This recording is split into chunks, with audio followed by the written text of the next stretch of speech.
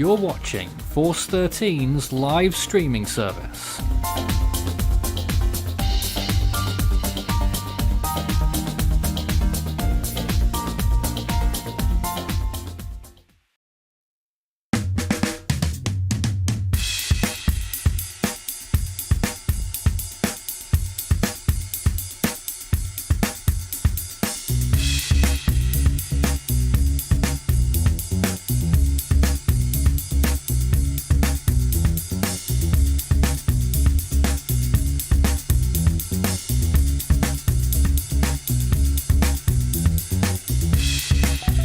Hello and welcome to Force 13 Live with the latest information on Typhoon Mawar, Philippine name Betty.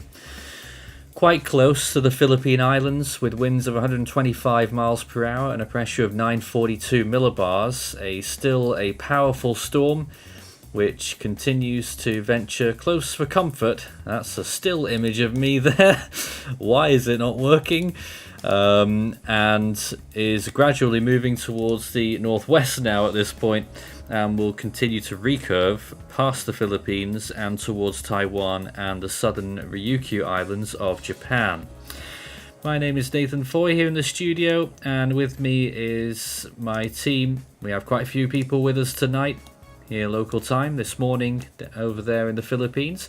We've got Christian, we've got Chris, Charlie, Farhan and Taniel. We'll talk to them all in a moment.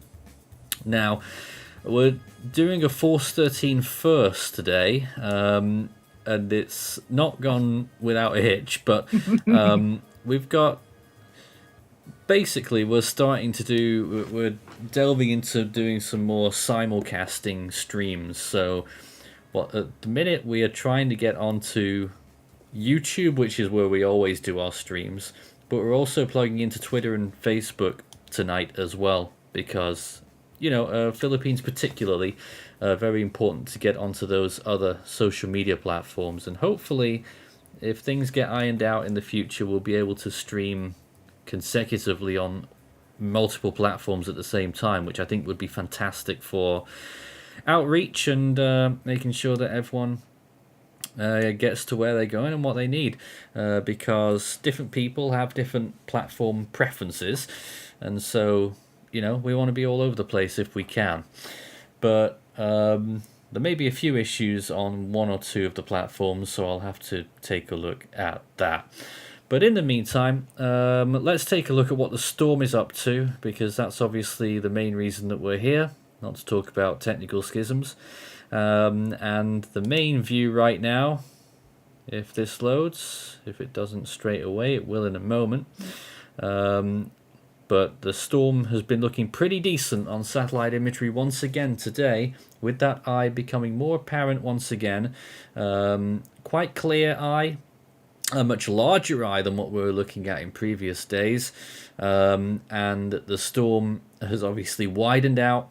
It's a bit weaker than it used to be. It's 125 mile per hour winds still, which is nearly category 4 strength, and suggestion that in the next few hours it could actually briefly reattain category 4 before starting a more terminal decline, by which point we think at the end of 2 days it will probably be down to 100 miles per hour at category 2.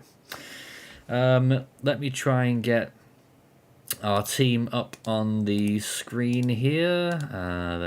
They're somewhere. Let me just try and get this working. This has been quite impromptu. Here we are with a bunch of our people there. Charlie was there a minute ago. There he is. That's Charlie on the left-hand side. But let's first talk to Christian, because you've been... you did a short update not long ago, actually, on our channel on YouTube. So... what's your take on the storm as you look at it on these morning images? Well, it's not as strong as it was, thankfully. Obviously, as of now, it's getting closer to, I want to say, the island of Luzon. But it's not expected to go to Luzon. It's expected to start a curve northward. Still doesn't mean that impacts for the region are they're out. There still could be some impacts. Obviously, not as strong as we could see, especially with what we saw in Guam, but impacts nonetheless. And if anything, just keep an eye out uh, on the situation and listen to your local radio stations if for guidance on what to do. Now, Signal 2 warnings are in effect for one or two parts of the Philippines, the far northeastern corner of Luzon, Santa Ana in Cagayan, and for some of the islands, the Eastern Babayang Group and the Batanes Islands, all under Signal 2 warnings right now over there in the Philippines. And obviously, Signal 1 warnings in effect for a much larger area, impacting a much larger part of Luzon, extending southwestwards as far as Abra inland and Mountain Province. For Taiwan, we also have a few wind-related warnings starting to appear now as well, mainly for the southern part. And in Japan, we also have gale advisories for a few locations, and we don't have our bar up at the bottom. Let me just fix that. That's another thing that we didn't get up here in time, but I do have it, and that will give you more information on the bottom there as it occurs, and that will tell you all of the warnings in more detail as well. So 125 mile per hour storm as we look at it this morning, 942 millibars. Daniel, what's going on over there? Uh, no questions. You're live on Don't the ask air. any questions. Well, I'm currently looking at the rough radar imagery on the storm, and definitely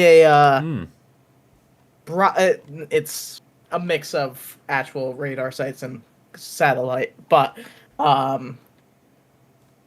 it's definitely a very ragged eye cycle here, and that is one of the signs that this thing is struggling as it heads further north, as the obvious convection flares are a lot weaker along with the storm as well.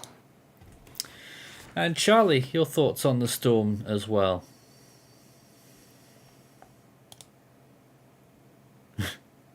If he's there, he's muted.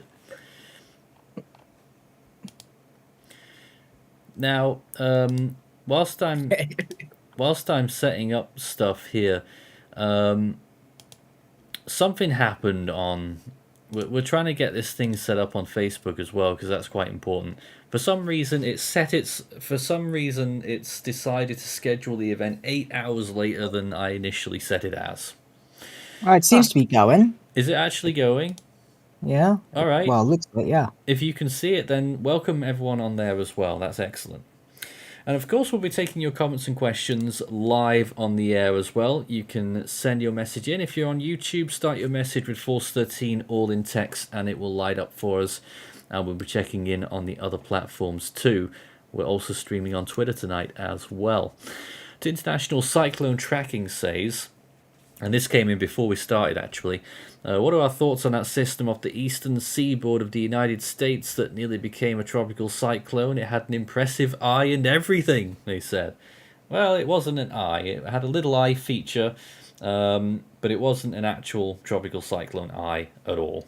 Low level. A system that had a little bit of gusto with it, but eventually moving inland over. Yeah, I was looking at some videos from a few of my buddies. Power lines were actually down in the Carolinas. I could observe, I think, anywhere from 50 to an isolated 60 mile per hour wind gusts coming from that system. Sustained like 40. Go ahead. There was also a video of a cruise ship that has the misfortune of being offshore where that storm is. And from what I've saw, it was completely wrecked. I believe it was a Carnival cruise ship. It was completely wrecked. The crew and passengers on the lower deck was evacuated for dangers of like the water breaking the windows and stuff. The situation has stabilized now, but it certainly looks to be quite a harrowing experience for those people aboard there. Why I never trust a carnival. Well, more satellite imagery here of the storm on the left hand side, and on the right there is another view of the Pegasa warning signals. And just to note there that they had been extended southwards as well overnight. Even parts of Catanduanes and the southeastern Bicol region of Luzon there under signal 1 warnings, and they weren't yesterday. A real testament really as to how large this storm is expanding. And now, if they are ready and available, we have Justine with us, who is in the Philippines, closest to the storm right now. Hello? Morning. Hi, good morning. How are things at your place? It's very sunny right here. And Not much clouds. you're relatively distant from the storm, right?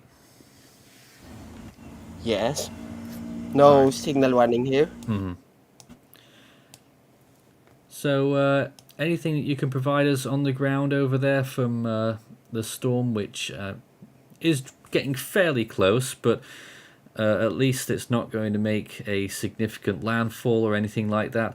It is a little bit close for comfort, but it is going to gradually recurve. The authorities don't want to be complacent on the distance from the storm, so they implemented evacuations, especially Right. on Cagayan province. Coastal areas have been evacuated just in case the storm got nearer. Yep, and I would say that's sensible. It could definitely pack a significant surge. Not sure how much that would be, but certainly difficult sea conditions as the storm gets closer to some of those areas. Further north, of course, some of those islands could be impacted a little bit more severely. Winds possibly getting up to 50, 60 miles per hour, around about 100 kilometers per hour at most, along some of those islands, and then further up along the east coast of Taiwan and the southern Ryukyu Islands. We had a few more questions before I introduce Farhan. Let's see what we've got right now. Is there a chance of a Category 1 direct hit to Japan?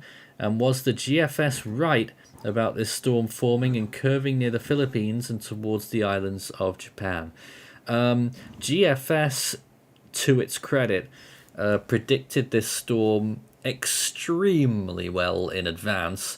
Whether it was actually correct in its track and intensity, well, it did forecast it to be very strong in the early days, so I guess it did a pretty good job. I haven't analysed the actual data.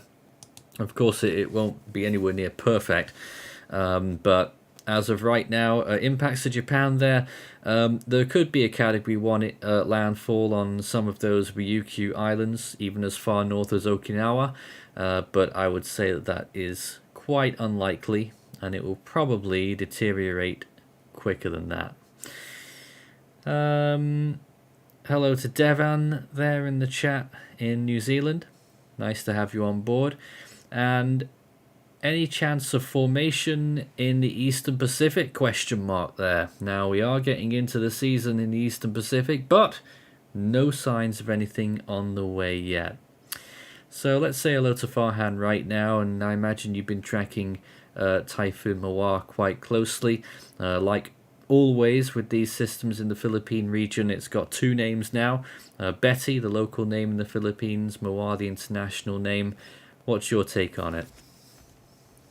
Well, it's really been quite a ride. I think the best way to succinctly describe Mawar is incredible heights and tantalizing what ifs, because the storm, first of all, when it was approaching Guam last week, it was poised to become the most powerful landfalling storm in Guam's history. But then it went through a messy eyewall replacement cycle, and the track shifts substantially to the north, so it missed Guam, although the northern part of the island was ravaged quite badly by the eye wall. And then after that, when it past Guam, it re-intensified and it seems like it was poised to break the record for the strongest May typhoon and maintain that all the way until it reaches this point close to the Philippines and Taiwan. And although if depending on who you was, it did break that record of strongest May typhoon, it didn't really maintain that. So although the effects on the Philippines, Taiwan, and Ryukyu Islands wouldn't be completely null and void, there will be quite significant impacts, I imagine, especially on the small islands north of Luzon and the Ryukyu Islands. Considering what could have been, what we were thinking was possible a few days ago, this is certainly a much better outcome. And I think it's a testament to how nature is dynamic and ever changing. We could try and forecast and predict what we think it's gonna do, but nature has a mind of its own. If it wants to do something in a certain way, it will do it. And it has. I mean, you were talking about potentially the strongest landfall in Guam's history. I mean, that would be a major feat. I don't think it would have got close to beating Karen, but it did really get up there in the intensity stakes. And I'm sure that'll be a burning question in the post-analysis as to just how strong this storm got earlier on. It really had a immense appearance, and even now it's looking decent as far as storms go. Cloud top struggling a little bit into the minus 70s, around half of the storm pretty much, and maybe rebounding back a little bit. Farhan, a secondary peak on the way? Well, as you already mentioned, there is a possibility of it briefly attaining category 4 again within the next 12 to 24 hours, though it seems unlikely it's gonna reach any more than that. And yeah, as you said, it's going to be a burning question of just how strong did this storm get, as is always the case for storms these days, because there hasn't been any kind of substantial recon operation for the past 30 years. Also, Taiwan did it occasionally, but their operation is not exactly as detailed as the National Hurricane Center in the US is. So, always going to be a question when it comes to the Western Pacific. Now, there's another cone on the right-hand side. That's Pegasus cone there, and on that image, that's depicting, I think, tropical storm force winds over part of the Philippines there, eastern and northeastern Luzon, with the strongest winds near the center, of course. And the center of the storm does still lie quite far away from land. I think it was about, I was trying to remember what numbers we plugged in. I think it's just less than 500 kilometers from the coast, if I'm not mistaken. It's 400 and something from the nearest points of land. Movement right now is pretty much northwest at 8 miles per hour, which is quite slow, only around 12 or 13 kilometers per hour. And with this storm strength, certainly we could be seeing some strong winds along the coastline for quite a bit and on some of those islands.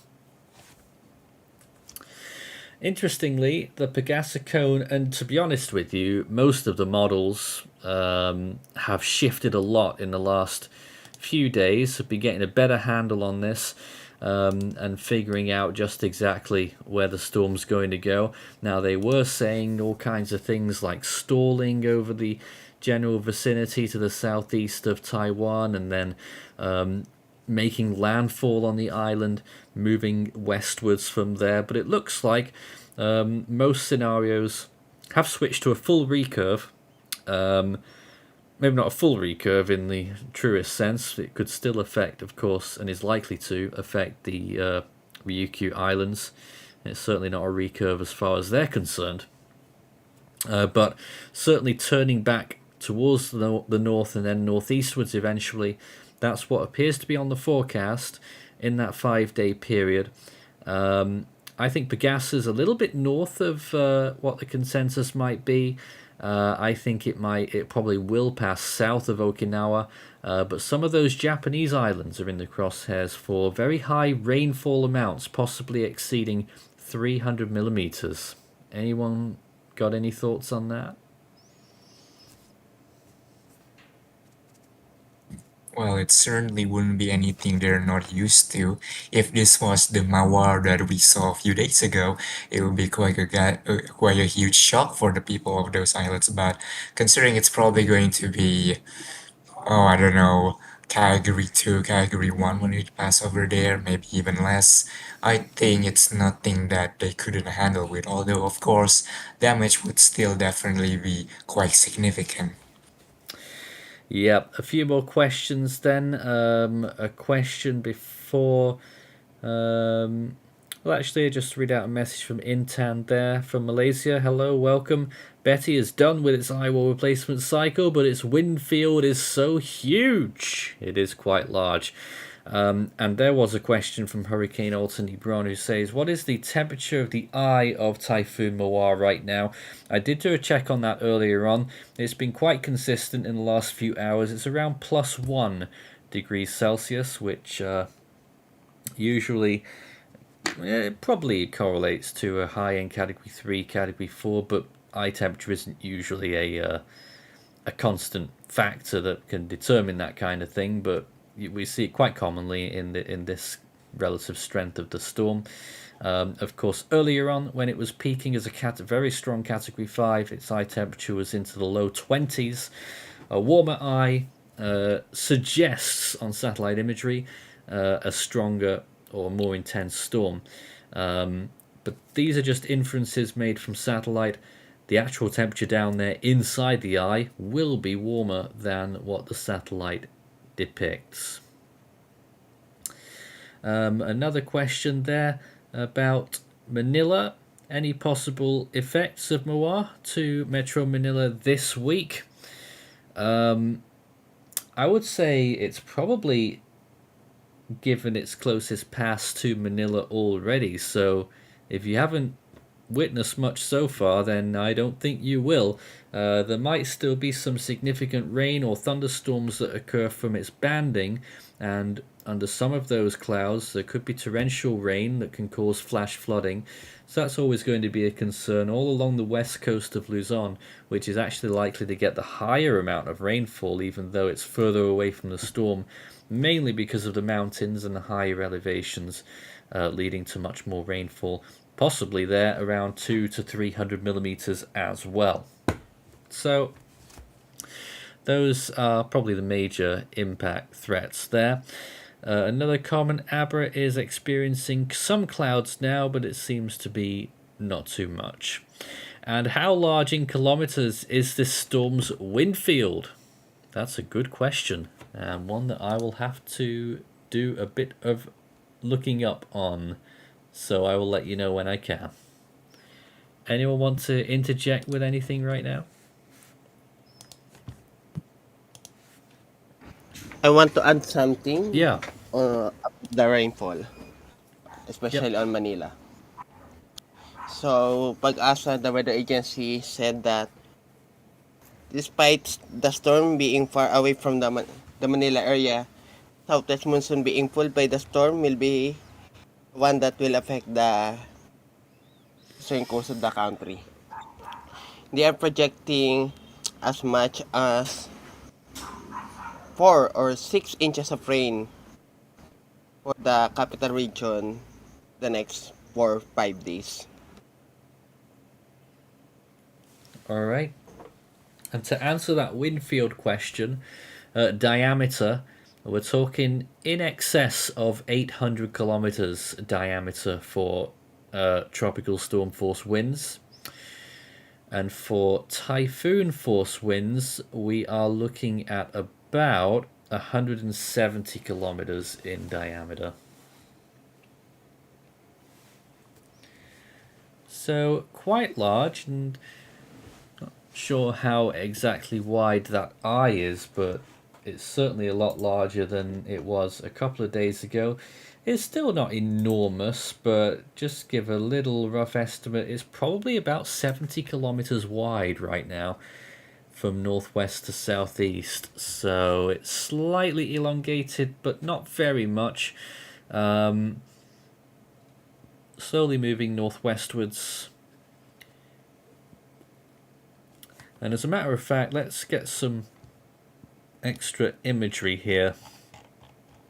I'm just going to bring up 2 lots of images. The first one will be the sort of photogenic imagery that I often show. The second one will be a look at the rapid scan, because I don't have that on any of the products that I've shown you so far, so it would be nice to look at mesoscale. Just so that you could probably see the pinwheeling inside the eye, hopefully. Just navigating to the visible right now. Whilst I wait on that first, let's see if I can show you this. Just got to find the right button. Also buttons involved in all this. Alright, here we go. So there's a view of the storm right now. I mean, really quite pretty when you look at it from a distance. But what you'll also notice on here is quite a lack of... usually you would see more cloud tops. It seems to me, Farhan, as typhoons go, a relatively dry storm. One that's lacking in energy because it's been struggling a little bit recently. And sea surface temperatures are decreasing, but potentially one that's been affected by dry air as well, particularly on that north and western side. There are clouds, but really not much convective tops that you normally see with a cyclone's outer bands. I do remember our cyclone analyst Janet and Sohum discussing when it had the ILO replacement cyclone, the one after Guam, not the one before Guam. When it was speaking, at first it looks like it's going to be like a smooth ILO replacement cycle, and the storm will be able to maintain its intensity at category 5 at the time. But smooth it was not, and I remember them saying that this has caused dry air intrusion into seep into the storm and caused it to not be able to maintain and started to weaken, and pretty much led to what the storm is now. It's not as messy as the Iowa replacement cyclone before Guam. The storm was pretty much a hot mess when it was actually making its closest pass to Guam, but it certainly is, in terms of like powerful storm standards, a fail Iowa replacement cycle, and results can be seen right now. Although, of course, I said before, Category 3 is still a significant storm, all things considered. Let's just get a hybrid view here as well, showing you the visible and infrared together there. Sometimes makes for some interesting visualizations. And once again, you can see where the most convection is right now. I would say it's probably on the north and southern semicircle, but it is struggling to keep itself together as far as I can see. It's quite ropey, I guess is the operative word right now.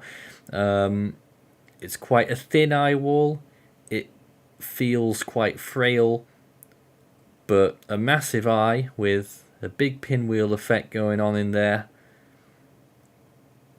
Certainly an impressive one to look at, and still has plenty of intensity for those who are in the path of the storm.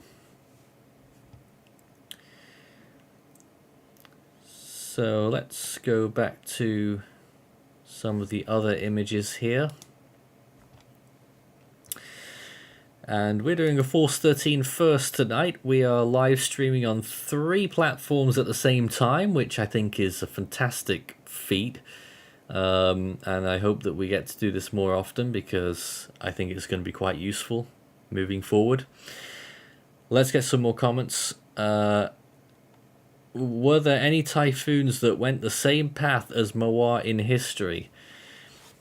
You know something, Farhan, it's starting to remind me a little bit of a smaller Goni, and not the 2021, the 2015 one. Yeah, there was another Goni, I do remember that. Kind of overshadowed now, considering what the hell happened in 2020. But yeah, I do remember Goni 2015. Yeah, it's almost remind me a little bit like that for track, only much more smooth. I'll do some digging on that to see if there's any other contenders for that one. And a follow-up question, is there a chance of formation in the North Indian Ocean in the next 5 to 10 days? If someone was here, he'd be getting excited round about now, but it would probably still have to tell you no. There's nothing likely to form there. And why does it look large on satellite, but on infrared it's quite small compared to typhoons that went through many IWAR replacement cycles? Well, I wouldn't say many. It had two, and neither of them were particularly successful. But well, to actually answer the question, well, when it comes to infrared usually, from what I understand at least, only captures like the significant convection of the storm, while on satellite, on visible, it captured the whole cloud spectrum around the storm. So you see on satellite there is a lot of a broad cloud, but most of that is just like ordinary cloud. Most of them are not like the actual convection of the storm itself, and you will only see that if you look at infrared. Of course, the infrared band can change the view quite a lot as well. Different bands show different amounts of cloud. Just looking at potential analogs, you know what? There aren't that many. I'm actually, at the moment, struggling to find a decent one at any time of year, never mind this time of year. That is something that was noted again by Kenneth back when the storm was very intensifying before Guam, in that there's not that many storms in May that took this kind of track, which is, I guess, that's another way the storm is going into the history books.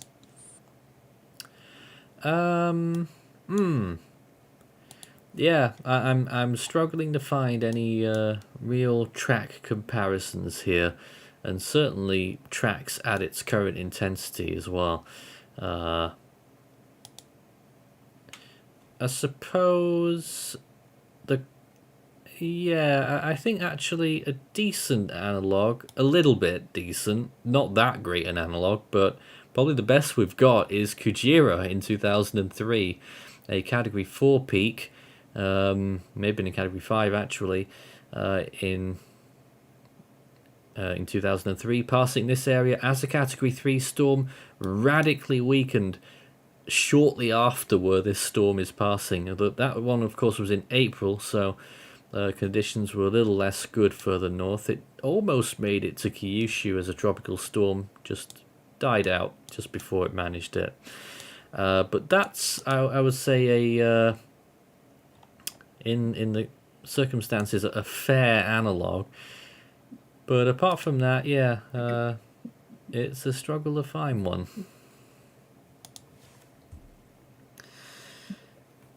Anyways, we continue to look at more satellite imagery of this storm.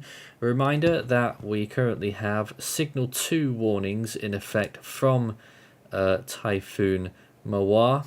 Of course, the Philippine name being Betty. There's the warning map on the right-hand side. Signal 1 warnings extending from northern Catanduanes all the way around the coast to the northern part of Luzon, which already had those warnings earlier on. Signal 2 warnings for the northeastern tip of Luzon, Santa Ana particularly, and also Signal 2 warnings further north on those islands, the eastern Babayan group and the Batanes Islands as well. Now, Robo James says, will the Western Pacific be dead typhoon-wise after Mawar? It's been quiet in years before this, but I think it's starting to get itself together, and I think this is a sign of things to come this year.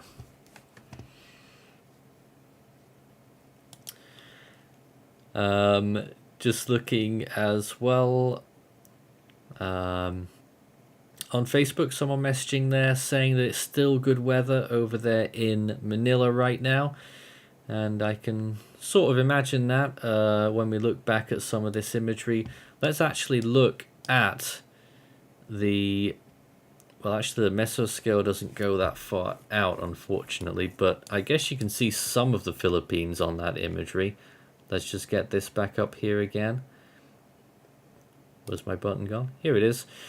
So you can see on the edge of the storm there, the eastern part of Luzon, and even there's not that much going on. There's some cloudiness, but I doubt there's very much precipitation underneath all of that. A bit of convection blowing up on the very northern part of Aurora there along the coast.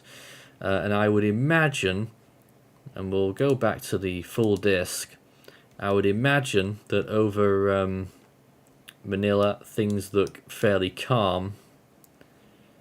Just waiting for all this stuff to load.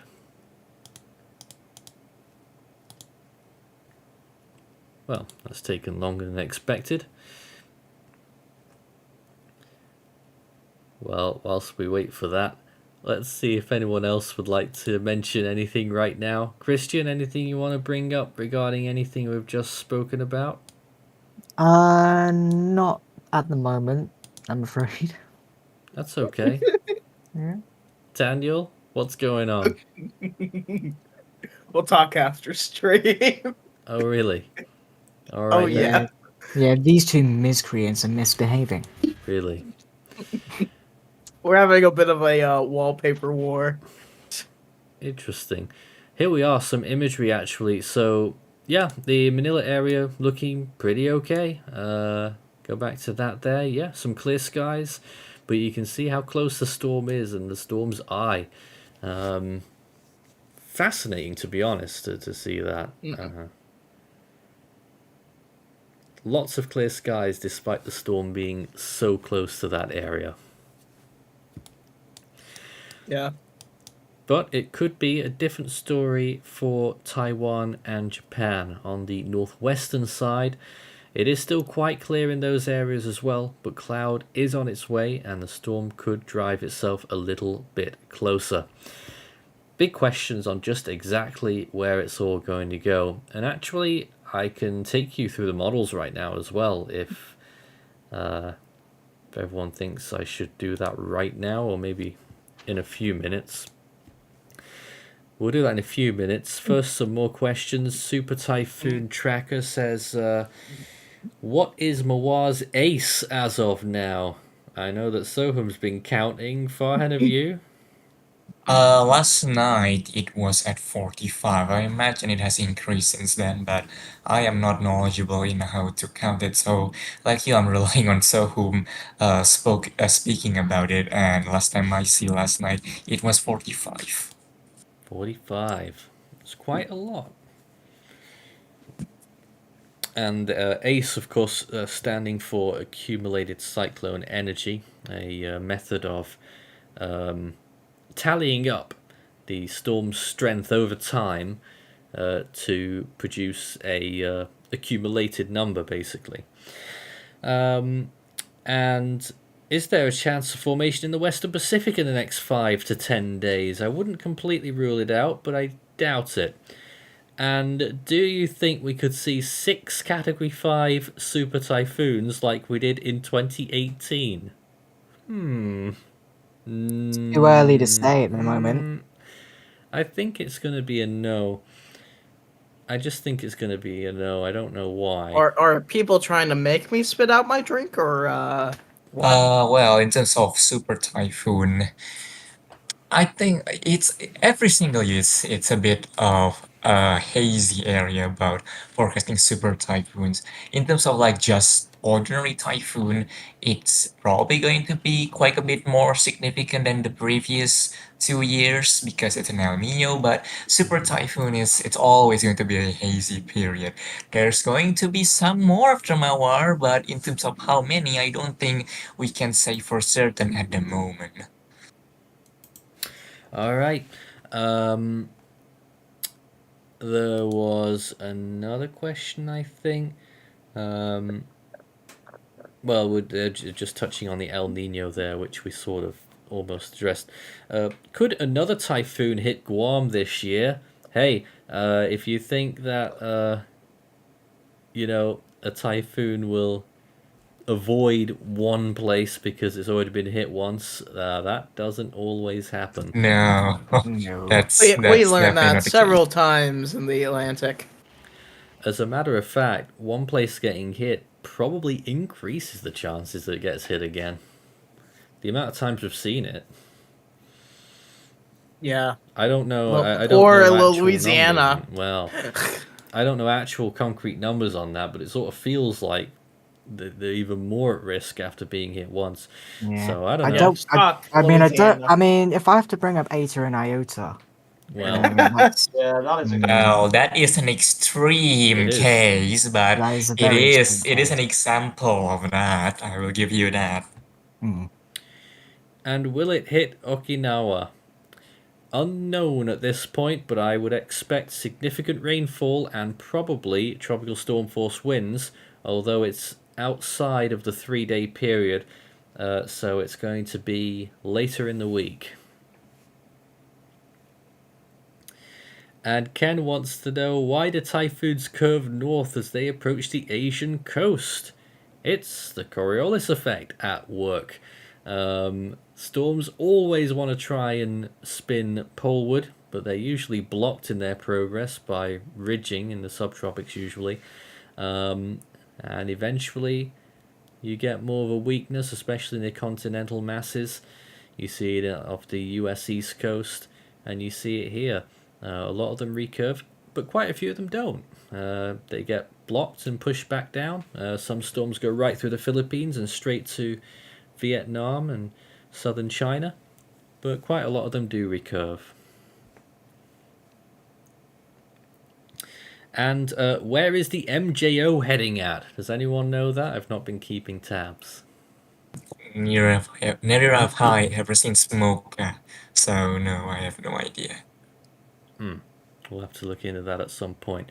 And has the cyclone season ended in the southern hemisphere? Yes, pleased to say that it has. Yes, it has. Yes, it's quite a remarkable season. I certainly don't think anyone thought that a southern hemisphere storm would break the record for longest living and highest Oh. ace this year, but Freddy is one hell of a storm, and man. I think it's Oh, already yeah. an early contender for storm of the decade. But of course, it's only 3 years into the decade. We'll see what the next 7 years will bring. Don't even start. That's quite bold of you. Don't Well, you think? it achieved an absolutely remarkable feat in breaking two record that was thought to be, well, I wouldn't say immortal, but almost impossible to break. And it Immortal. has them both now. So, really, I don't think it's far-fetched if you ask me. Very impressive. Let's take a look at some models then. On this button, there it is. 10 hours later. 18Z GFS depicts a storm there. Actually initializes it at 948 millibars, which is a little higher than what we have it. And then what happens? Slight strengthening there in that first 6 hour period. That's now. So the case there very much remains that it could briefly get back to category 4. But then it doesn't get any stronger than that, and it starts to weaken again quite slowly at first. And to be honest with you, it really moves very little from this evening local time till tomorrow evening local time. It moves very little northwestwards, probably only about 40-50 miles, and then turns northwards more assuredly. And then on the first day of June there, it's starting to lash the Miyakojima as with possibly typhoon force winds. Still a typhoon there clearly in that image. And then continuing up, gradually moving a little bit more, sweeping towards the northeast, weakening there. Probably not a typhoon by Saturday, you would think. Pressure still quite deep into the mid 970s there. Okinawa getting some strong winds as well. Friday night, Saturday. It's quite far away. And then it continues there, and it actually still is turning post-tropical by the time it hits the mainland of Japan there on June the 6th. In the more Interesting. long range, GFS wants there to be a souptastic time there in the Western Pacific. Were you trying to make a reference of a super typhoon, but No. super fantastic? Just that it's what I call the soup period in the Western Pacific, where it's just I'm hearing everything's excuses. just gloopy and nothing really What? forms, and there's loads of little systems that all get tangled up with each other. That's the GFS. What about the ECMWF model then? This was the latest from 12Z. Initializing the storm quite high actually, so let's more looking at the track of this. It's gradual weakening all the way, a more westerly track taking it close to Taiwan, moving through Ishigakijima and on towards Miyakojima once again.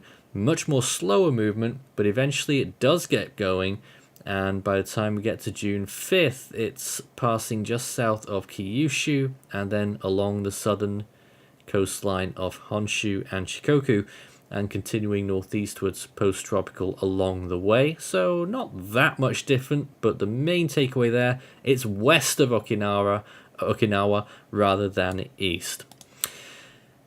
The CMC, for what good it's worth, let's have a look at that one. And again, we're looking mainly at track on this one.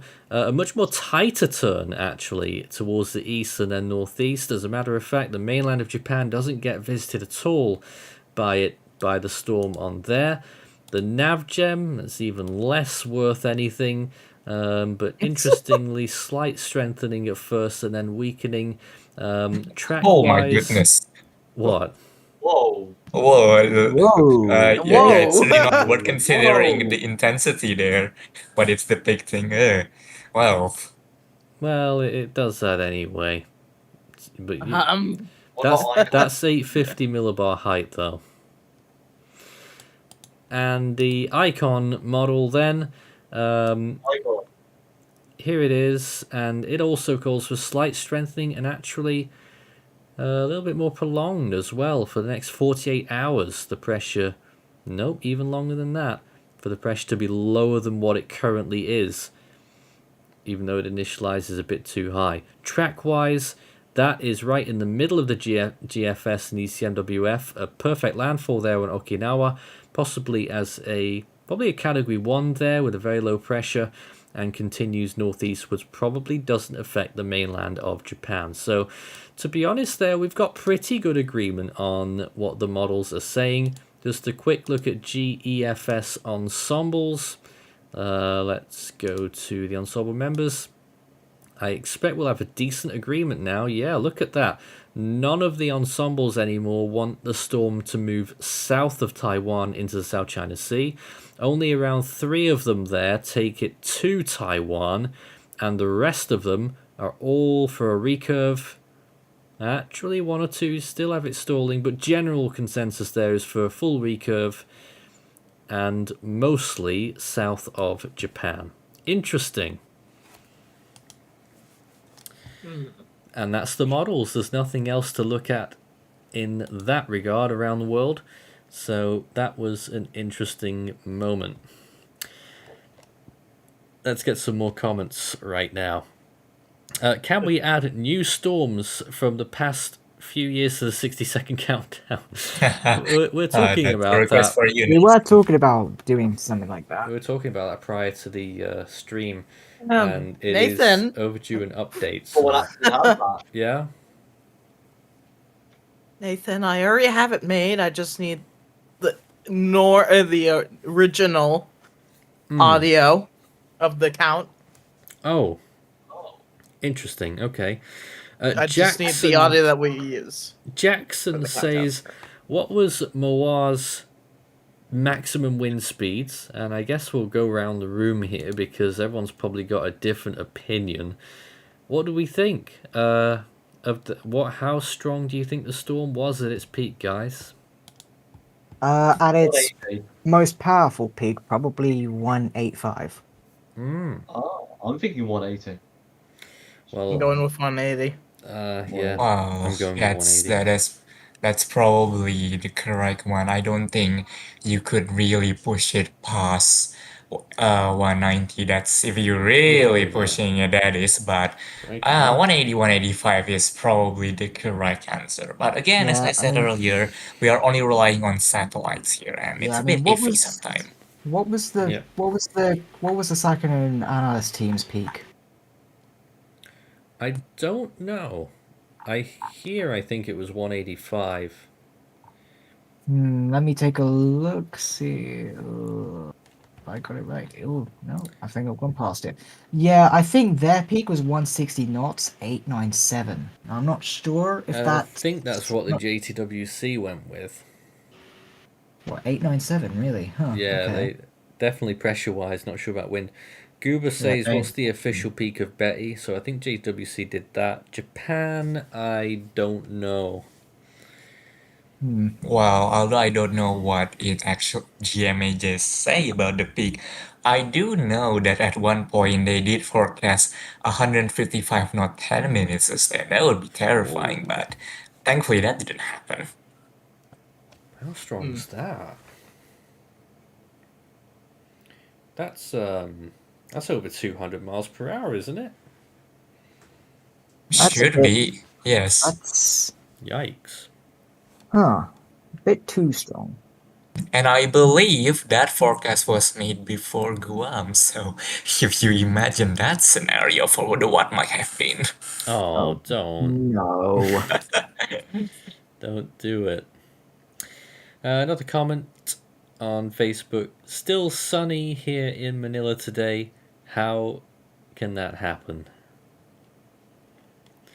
Well, the storm's just a little bit far away, and like we said earlier on, its core is quite small, really. There's not much in the way of large moisture bands on the western side. There is quite a bit on the eastern side, but western side really struggling. Satellite imagery has been showing that. We go back to the close-up view. Turn that off. You'll see it all again. Just on this still image, you can quite clearly see right-hand side a lot more red and colored areas there, showing some significant gnarly convection. But the western side, there's nothing there. Not really anything at all. Just a little yellow band that's well offshore.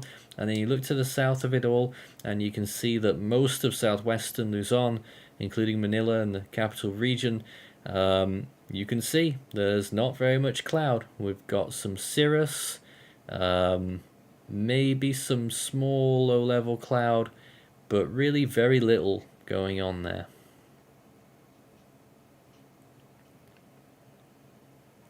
And the same goes for most of the Philippines. A few storms blowing up within the storm's influence further south. But yeah, interesting. Still can't rule out that significant rainfall amounts will start to accumulate over some of the mountain areas of western Luzon. As a matter of fact, I wonder where we're up to on that. What is the GFS suggesting precipitation-wise? Here's the latest view, and actually look at that. GFS reckons that lots more precipitation will start falling in western Luzon on Wednesday, Tuesday night into Wednesday, and a little bit beyond that. But I think the forecast is a slight downtrend, rain-wise. Taiwan as well. I mean, look at that. There's only a small area there in northeastern Taiwan getting a lot of rain now. That's downtrended, but it's uptrended further towards the east for the Japanese islands. So if it doesn't happen somewhere, it'll happen somewhere else. Well, the Batanes Islands certainly will have to watch out still in terms of rainfall. Yep, looking at probably maybe up to 150 millimeters there as well. Please send in your comments and questions. We've got a few more minutes to run here on our live update. If you're on YouTube, start your message with Force 13. I'm also checking Facebook and Twitter as well if you want to send in your messages. All right then. Here's some more comments. Lava Command says, do you think Mawar did a brief Category 5 peak before it did an IWO replacement cycle near Guam? Because the dry air with the IWO replacement cycle doesn't make, since it only did 155 to 145. Before Guam. Follow. Oh, I don't know about that, maybe, but that really depends on who you ask. Yeah, I'm so messed up. What was the official peak before Guam now? I can't Oh, remember anything. Did we go with 175? Yeah, we certainly did go Category 5 for our side. I'm not sure what about GWC though. The official sure I it did. think... Hold on. I'm Was not sure a it high did. end 4. I get that for you momentarily. But of course, we'll do a proper reanalysis after the storm, no doubt. Well, then again, 155. Then again, we've had quite a lot of storms that we haven't had time to analyse properly yet. With a bit of a backlog with the storms that we've had so far: Freddy and Ilsa and Mocha, and now this. Been quite a busy start to this year. Yeah, it certainly has been. Dreadfully. When will Mawar turn into an extratropical cyclone and dissipate? Well, it will be more and more inevitable when it moves through those Japanese islands. I don't see it getting much further than Okinawa before turning post-tropical.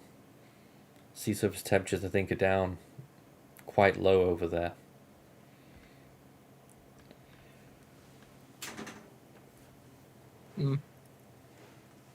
And how is Guam? I haven't heard, says Jeffroli. James Reynolds of our Uncut TV do report that some supply flights have come in yesterday from San Francisco, Hawaii, and Osaka. But in terms of full reopening to commercial flights, Guam Airport again will reopen tomorrow on the 30th. So there are some emergency supply flights that has come in over the past few days, but in terms of regular normal operation, that will start tomorrow. All right. And what are our predictions for the 2023 Westpac Typhoon season? I should mention that in just 2 days' time, we have our May 31st predictions day. So we'll have some brand new predictions for all the Northern Hemisphere basins in 2.5 days. Blimey, that's come up quickly. I'm going to have to get everything ready. Uh-oh. Yeah, that's the big uh-oh. We've been a bit busy. I don't even know if we'll have predictions. We're going to have predictions, but I don't know how fleshed out they'll be. And what is our prediction of the Philippine basin? It's a tough one, but we're seeing really elevated oceanic heat content right now, above average sea surface temperature anomalies, so I would suggest things are going to be quite busy in the region this year.